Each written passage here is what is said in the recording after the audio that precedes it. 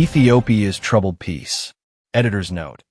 Ethiopia has suffered internal strife many times in its recent history, and these instances often involve conflict between the central government and regional rebels. Hilary Matfess of the University of Denver explains why the Ethiopian government's power grab in the Tigray region may lead to a return of conflict to this long-troubled area. Daniel Byman.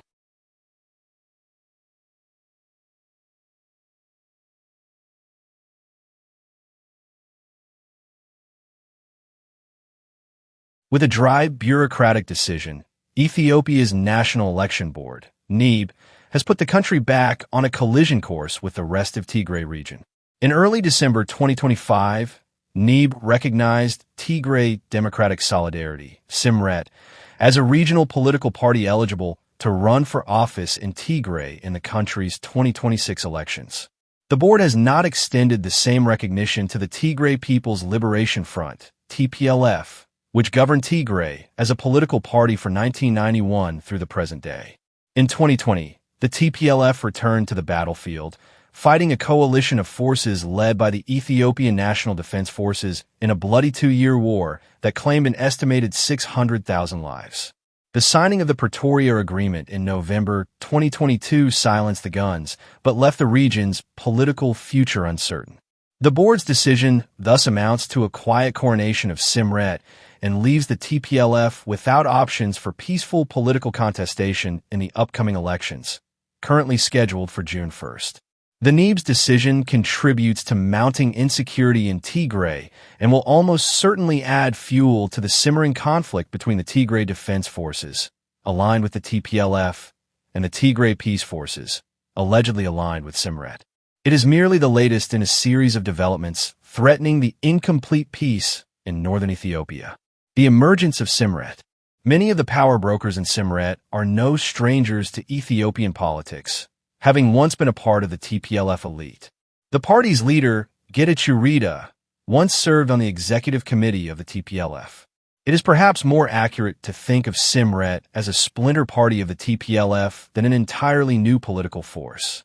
Between March 2023 and March 2025, Ethio served as the interim president of Tigray, until he was removed in a soft coup by Debretsion Gebre-Michael and allied TPLF leaders.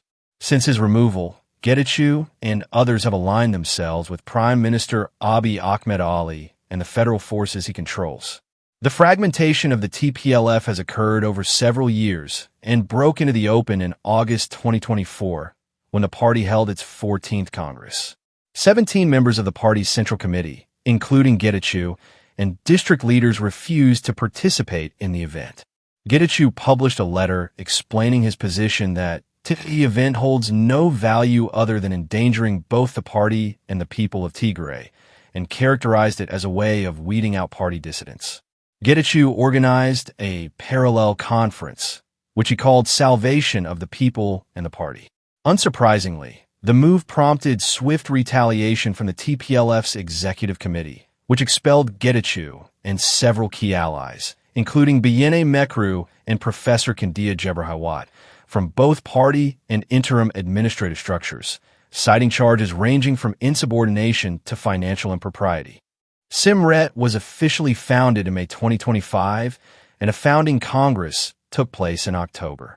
According to one Toronto-based outlet, Simret has been unable to meaningfully operate in the Tigray region of Ethiopia due to security concerns the Tigray People's Liberation Front, TPLF, allegedly posed. But now, the NEB has moved to sideline the TPLF from electoral politics. In May, the NEB announced its decision to formally deregister the TPLF as a political party. This comes after an August 2024 decision not to reinstate the TPLF as a political party. The NEB claims that the TPLF's participation in violence and failure to hold a general assembly renders it ineligible.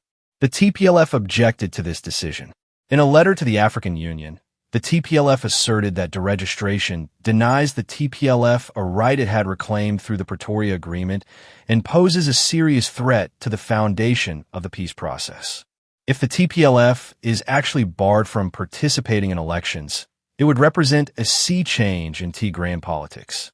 The TPLF has governed the territory for decades, first as a rebel force battling the central government between 1974 and 1991, then as a political party, and again as a rebel group between 2020 and 2022. It now controls the interim government. The party enjoys widespread support, either out of genuine appreciation for the group's policies or because that support has been compelled through the party's history of coercion and authoritarianism. In contrast, Simret does not have the same long history in Tigray, nor the bureaucratic structures that developed over the course of those decades. Prospects for conflict. All of this means that the uneasy peace brought about by the Pretoria Agreement is more tenuous than ever. Both the TPLF and Simret seem to have the backing of armed groups that have already engaged in skirmishes and armed confrontations. In August 2025, for example, representatives of the Tigray Interim Administration accused Simret of having embarked on acts of terrorism and advancing a foreign-funded agenda. Other officials accused the federal government of funneling support to the Tigray Peace Forces, TPF, in an effort to undermine the TPLF. A well-placed political player recently explained to me that the federal government provides TPF fighters with food, but resisted describing the TPF as an armed group. The TPF is not a fighting force. It's a force that is trying to show the powers that be in Mekelle, the capital of Tigray, that they will not be fighting in their cause, okay? He said. So, to that extent, it's about taking away whatever military resources they would have at their disposal, so that they will think twice before they make the stupid mistake of miscalculating again. The purported relationship between Simret, the TPF, and the federal government is a perplexing arrangement. Getachew and other TPLF leaders denounced Prime Minister Abiy during the war and accused him of perpetrating a genocide. But, as Robin Titinges reported in The Guardian, the 2022 Pretoria Agreement reshuffled the deck. Former allies are now enemies, and former enemies have found common cause. In this case, Getachew and Abiy have found room to cooperate based on their shared opposition to the TPLF. It is not the only confounding partnership, however. There are credible accounts suggesting that the TPLF has brokered ties with the Eritrean government, which was responsible for mass violence against Tigrayan civilians during the war. TPLF Representative R.G. Gebrechristos asserted that TPLF and Eritrea must unite to dissolve the dirty country, Ethiopia. Anyone who is against this idea, whether from TPLF or PFDJ, should know that he is putting himself in a danger of death. As Simret and the TPLF jockey for relevance in post-war Tigray, the Neeb's decision is just one more factor pushing them closer to armed confrontation. Removing the prospect of peaceful political contestation in the June 2026 elections puts TPLF leaders' backs against the wall. The intra-party wrangling that led to the creation of Simret underscores the unwillingness of TPLF leaders to give up power. If the TPLF is not able to participate as a political party in the coming elections, it may push the party to remilitarize and remobilize to retain its place in Tigrayan politics. It is also unclear to what lengths the federal government will go to hold elections in Tigray in June. It seems plausible that the TPLF will reject the Neeb's decision and refuse to cooperate with the planned federal elections. This would escalate the already fraught relationship with the federal government and could result in the federal government cutting off funding to Tigray, appointing representatives, or even deploying the military again. Any of these scenarios could result in renewed fighting and unravel the tepid gains made since the Pretoria Agreement.